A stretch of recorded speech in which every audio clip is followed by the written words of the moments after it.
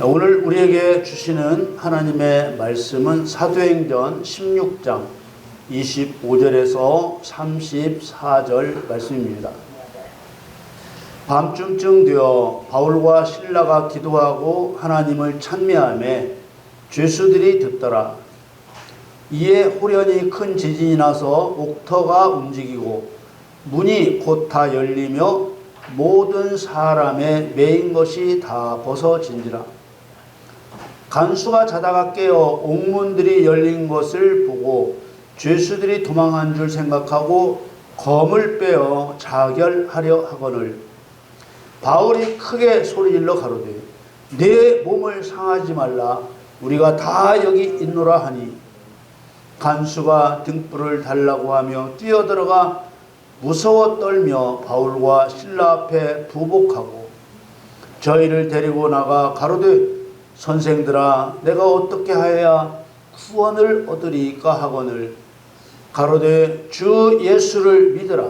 그리하면 너와 네 집이 구원을 얻으리라 하고 주의 말씀을 그 사람과 그 집에 있는 모든 사람에게 전하더라.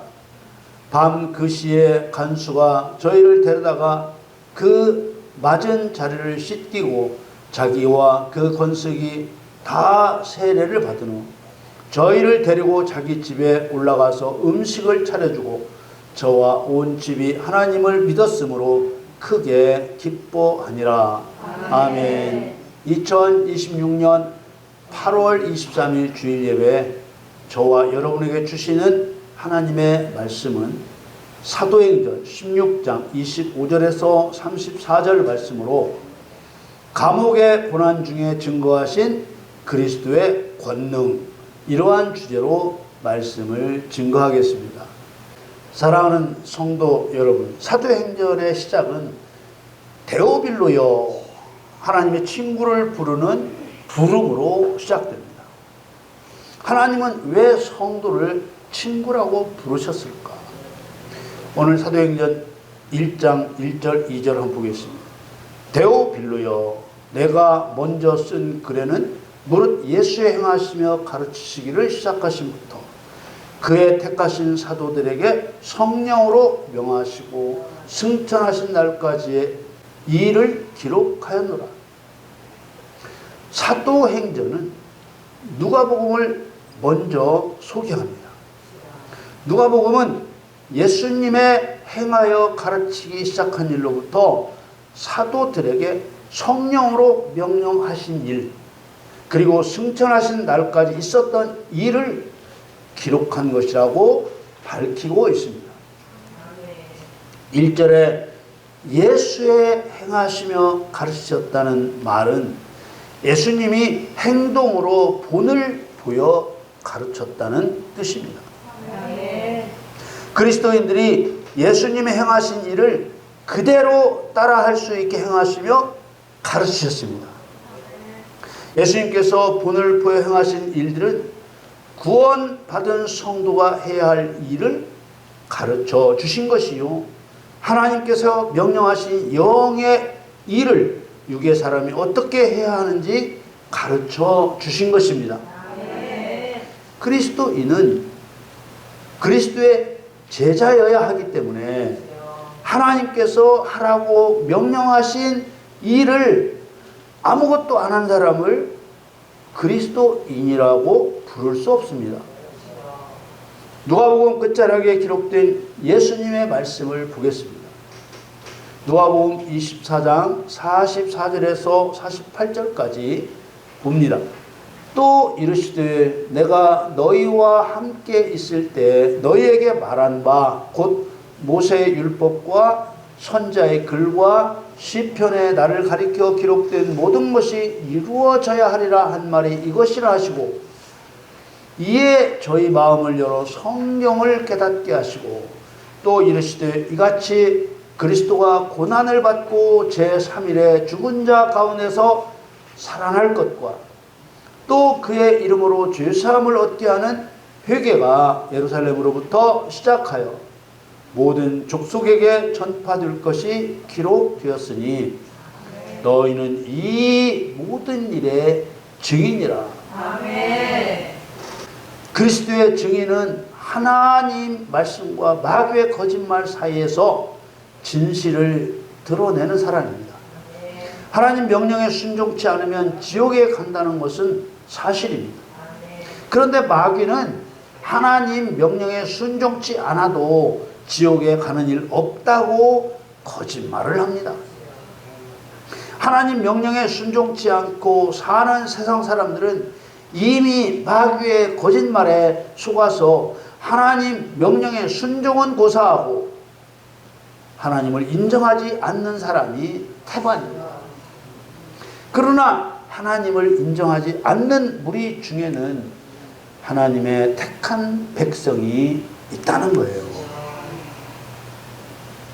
그리스도의 증인은 이런 영적 환경과 상태에 있는 사람을 구원하여 그리스도의 권능을 증거하는 사람입니다. 이런 증거의 모형이 구약시대의 출애굽 사건입니다. 출애굽 사건을 모세와 아론, 애굽 바로와 바로의 군대, 그리고 이스라엘 백성들로 나누어서 생각해 보면 하나님의 목적과 그 목적을 이루는 방법이 무엇인지 알 수 있습니다. 출애굽 사건은 수요 설교에서 출애굽 시리즈로 충분히 다루고 있습니다. 여기서 결론만 정리해 보면 모세와 아론은 이스라엘 백성들의 구원자로 보냄을 받은 사람들입니다. 모세가 애굽 왕에게 하나님의 백성들을 데리고 나가겠다고 하니까 선뜻 그러라고 했습니까? 애굽 왕이 이스라엘 백성들을 풀어줄 듯 말 듯 할 때마다 애굽의 무서운 10번의 재앙이 차례대로 부어졌습니다. 애굽 왕은 재앙을 견디지 못하고 이스라엘 백성들을 풀어주어야 했습니다. 그러나 하나님께서는 10번의 재앙으로 만족하지 않으셨습니다. 이스라엘 백성들을 홍해 바다 앞에 가두는 방법으로 애굽 왕과 그의 군대를 끌어내셨습니다. 그리고 애굽 왕과 왕의 군대를 홍해 바다에서 전멸시키셨습니다. 구약 시대의 출애굽 사건은 교회 시대의 구원이 영의 세계에서 무슨 일을 행하시고 구원하시는 구원인지 보여주는 모형입니다. 우리 원수에게서와 우리를 미워하는 모든 자의 손에서 구원하시는 구원이라는 구원의 의미가 출애굽 때 구원의 의미와 맥락을 같이 하는 것입니다.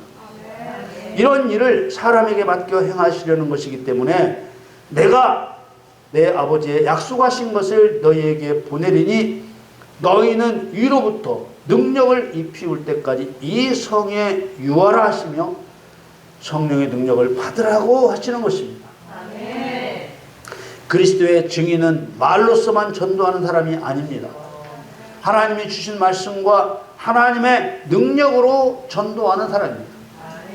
애굽에 간 모세가 애굽 왕에게 여호와의 말씀에 내 백성을 보내라 하나님 말씀이라고 말한다고 애굽 왕이 말을 듣습니까?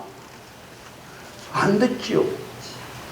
애굽 왕이 말을 안 들으니까 하나님께서 능력을 함께 사용하시기 시작합니다. 10가지 재앙으로 애굽을 초토화시켰지만 하나님의 진노는 그게 끝이 아니었습니다. 자기 백성에게 고통을 준 애굽에 대한 진노는 애굽을 멸망시키는 것까지입니다. 이런 구약시대 구원의 모형처럼 교회시대 그리스도의 증인은 말로만 하는 것이 아닙니다. 더러운 영에 대한 심판은 말로 시작하고 능력으로 끝내야 합니다. 출애굽 때 모세와 함께 하신 하나님처럼 마귀가 멸망할 때까지 밀어붙여야 합니다. 하나님의 나라는 말에 있지 아니하고 오직 능력에 있습니다. 이렇게 말한 바울의 증거처럼 하나님께는 피조물과 구별되는 창조자의 능력이 있음을 증명해야 합니다. 사도행전은 성령께서 증인과 함께 하실 때 나타난 증인의 행적과 나타난 일들을 기록한 것입니다. 사도행전에 보면 전도자들이 고난당하지 않은 경우가 매우 드뭅니다. 하나님 나라를 상속할 우리가 그와 함께 영광을 받기 위하여 고난도 함께 받아야 될 것이라고 했습니다. 성도가 고난당하는 것은 하나님이 미리 정하신 것입니다. 하나님께서는 고난을 통해 하나님의 율례를 배우게 하셨다고 시편에 밝히고 계십니다. 시편 119편 71절에 고난 당한 것이 내게 유익이라 이로 인하여 내가 주의 율례를 배우게 되었나이다. 율례는 율법을 지킬 때 율법의 본뜻대로 지킬 수 있게 정해진 행동 방법 같은 것입니다. 그리스도인이 당하는 고난은 예수님께서 당하신 고난과 사도행전의 전도자들이 당한 고난을 말합니다. 복음이 전파될 현장은 사실 대적 마귀가 왕노릇하는 영적 전쟁터입니다. 그곳은 갈등과 비난과 협박과 위험이 있기에 고난이 따라다닙니다. 오늘 말씀에 나오는 바울과 실라가 매를 맞고 옥에 갇힌 일도 고난입니다. 그러나 하나님의 목적을 위한 고난은 고난으로 끝나지 않고 큰 영광으로 갚아주시는 것입니다. 로마서 8장 18절에 생각건대 현재의 고난은 장차 우리에게 나타날 영광과 좋게 비교할 수 없도다. 그래서 그리스도를 증거하는 증인들에게 참음으로 기다리라고 했습니다. 로마서 8장 24절 25절에 우리가 소망으로 구원을 얻었음에 보이는 소망이 소망이 아니니 보는 것을 누가 바라리요. 만일 우리가 보지 못하는 것을 바라면 참음으로 기다릴지니라. 바울이 여자에게서 점치는 귀신을 쫓아내버리자 점치는 여자로 인하여 돈을 잘 벌고 있던 주인이 화가 머리끝까지 났습니다. 바울과 실라를 관원에게 끌고 가 이상한 풍속을 전하여 빌립보 성에 큰 소란을 일으킨 자들이라고 고발하자 때리고 감옥에 가두었습니다. 바울과 실라가 도망하지 못하게 감옥의 안쪽 깊은 곳에 가두고 움직이지 못하게 발에 착고를 채웠습니다. 이같이 어려운 상황이었지만 깊은 밤이 되자 바울과 실라는 감옥의 죄수들이 다 들릴 만큼 큰 소리로 기도하고 찬양을 불렀습니다. 사도행전 16장 25절에 밤중쯤 되어 바울과 실라가 기도하고 하나님을 찬미하며 죄수들이 듣더라. 그러자 하나님께서 감옥 안에서 놀라운 일을 행하셨습니다. 26절에 이에 호련히 큰 지진이 나서 옥터가 움직이고 문이 곧 다 열리며 모든 사람의 매인 것이 다 벗어진지라. 우리는 빌립보 감옥에서 일어났던 이런 일들이 그리스도의 증인과 연합하여 그리스도의 권능을 드러내고 하나님이 살아계심을 증거하시려고 하나님이 주관하신 일이라는 것을 믿어야 합니다. 그래야만 증인으로 살아가는 그리스도인들이 담대함으로 고난을 두려워하지 않고 바울과 실라가 했던 것처럼 최악의 상황에서도 기도할 수 있고 찬송할 수 있는 것입니다.